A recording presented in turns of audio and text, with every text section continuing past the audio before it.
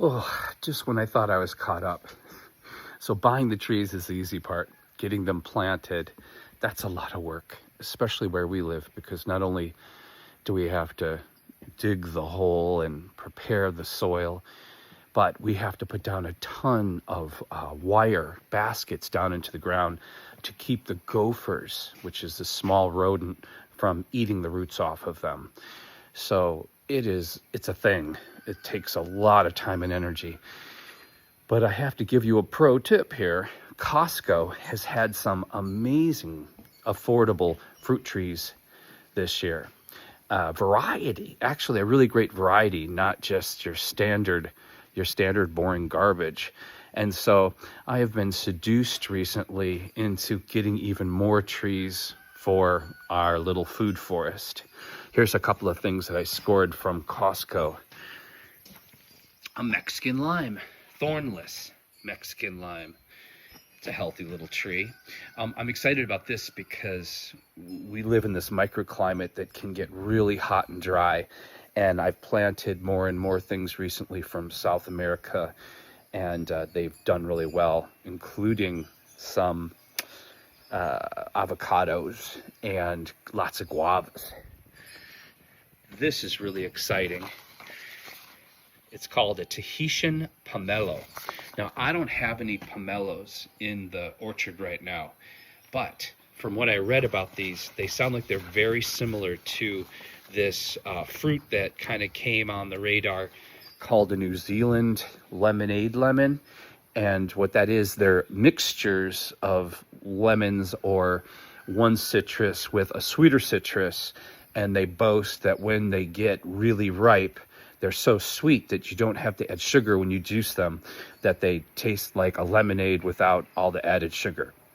That is yet to be seen. Here's another Mandarin hybrid pomelo. And again, up here, we're technically going into a zone 10A, 10B, but we have winter and we have frost. So I've just been covering these things in the wintertime, but with climate change, I'm finding that stuff that is a zone or two higher than we actually are, or we're actually supposed to grow, haven't just survived our winters, but they've thrived the winters, which is great, but not so great.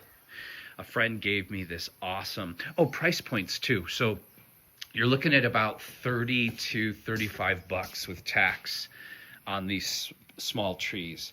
And these trees, we're hitting 3.5 feet. Online, you would pay $60 to $90 or $60 to $125, depending where you're getting it from with shipping. So it's a bargain. It's a huge bargain and a good investment. A friend just gave me this incredible fig tree, and you can see it's really pumping out the figs already. This is one of those green figs. It's called a Cadota, and they're really sweet, and I have one already on the property, and it's doing pretty well, so this will help to pollinate it. I think I have 5 fig trees right now. Exciting. These are all different types of roses, which we haven't figured out what we're going to do with yet. I showed you that pomelo already. We don't have any pomelos yet. I'm hoping they're going to do better than our kumquats have. We have 5, I think, different type of kumquats, and I think kumquats just really like heat and humidity. I think they're more of a Florida thing or a Southern California thing than a Central Northern California thing. This is a dappled dandy plumcot. So these plumcots I haven't tried yet, but I know they do really well around here. And what they are, they're mixtures of plums and other fruits, other stone fruit. So it's a sweet cross between an apricot. It's supposed to be sweet, juicy, slightly tart, texture's crisp and firm, yet tender. Ripens in August, September. We'll take it. And look at this monster tree. And again, from Costco, and around 30 bucks. You know how much you'd pay for that online or at a nursery? Now, sometimes, though, you have to be careful because I think they definitely give a lot of their rejects and not their best shaped trees when they sell them to Costco, and that's one of the reasons they cost less. We got this new grape. I'm really getting into grapes. And I've heard a lot of good things about this black Manuka grape, that you can use it for both wine and eating. It's supposed to be really good sweet table grape, but also you can turn it into booze. That's really exciting, but I need to build a whole trellis for this monster. And last but not least, another type of plum cot. This is a flavor queen. So this is also an apricot mix, but it's a yellow cross between plum and apricot that results in intensely sweet fruit, tender greenish yellow skin, and candy sweet orange flesh. We'll take it. I actually trimmed this. It was a lot taller, but some kind of beetle or something is attacking the leaves, and it just didn't need all that extra. So all these are, look at the size of that pot though. I mean, these are some really incredibly priced trees for their size at Costco. Now, one thing you want to check right away, a lot of people miss this, is when you get your tree, and especially after you get it in the ground, that it's not being strangled.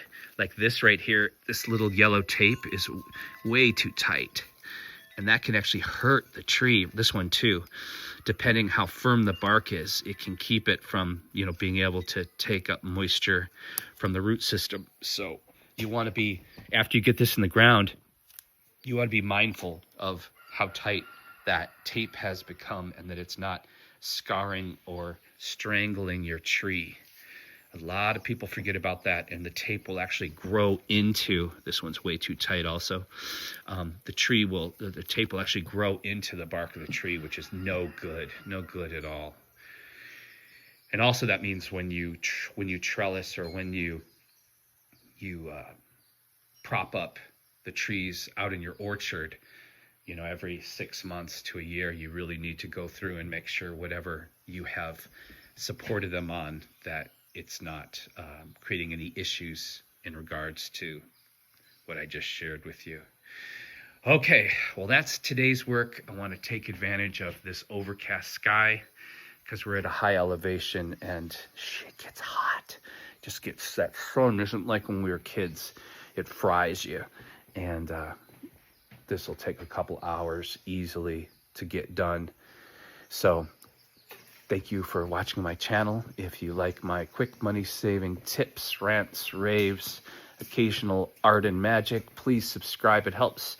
And please share this information with other people, because it's really important that we learn how to grow things and care for ourselves.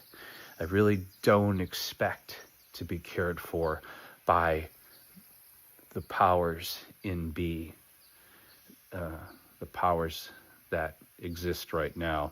And I think you know what I mean. So you can be a volunteer,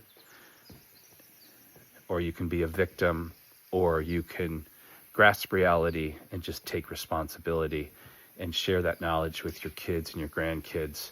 So worst case scenario, at least you're not going to starve. Bye.